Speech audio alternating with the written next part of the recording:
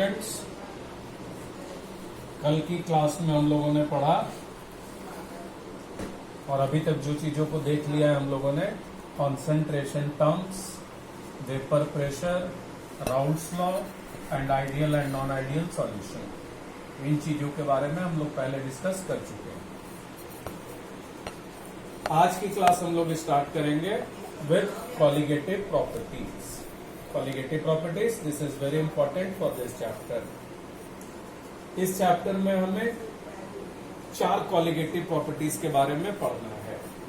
तो सबसे पहले तो ये देखना है कि कॉलिगेटिव प्रॉपर्टीज होता क्या है। What is colligative property? The property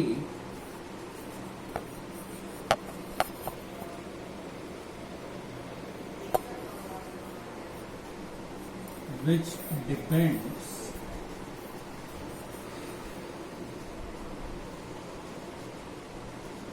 on the amount of solute particles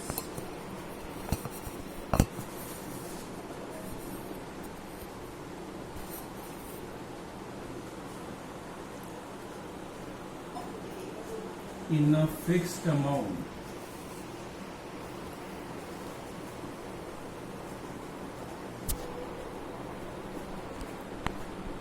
of solvent particles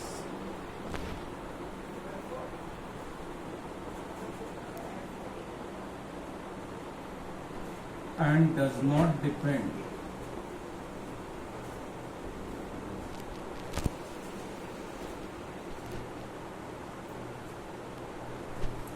on the nature of solute particles।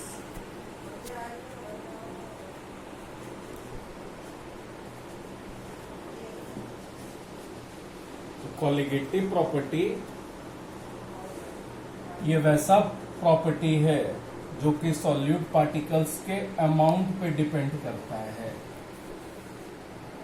The properties which depends on the amount of solute particles and does not depend on the nature of solute particles.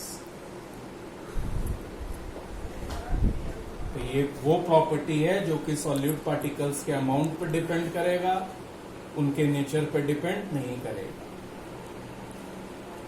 The property which depends on amount of solute particles in a fixed amount of solvent particles and does not depend on the nature of solute particles।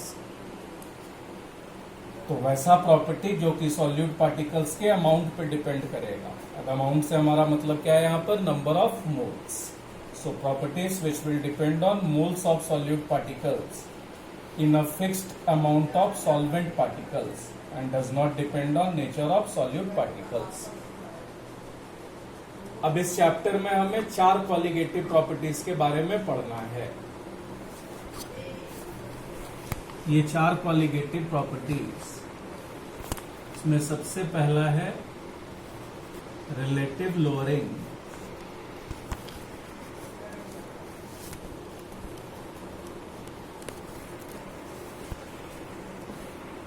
Of vapour pressure. तो सबसे पहला colligative property जो हम पढ़ेंगे इस chapter में, relative lowering of vapour pressure. Second, osmotic pressure.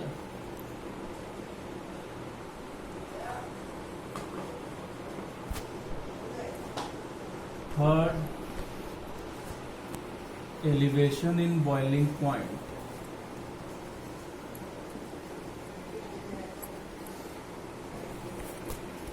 And 4th, depression in freezing point।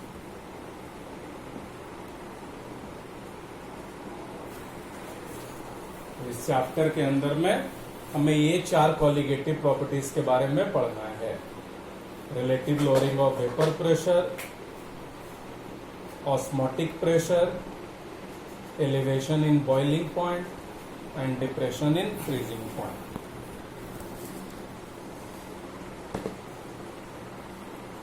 इसको आप लोग सब नोट कर लेंगे।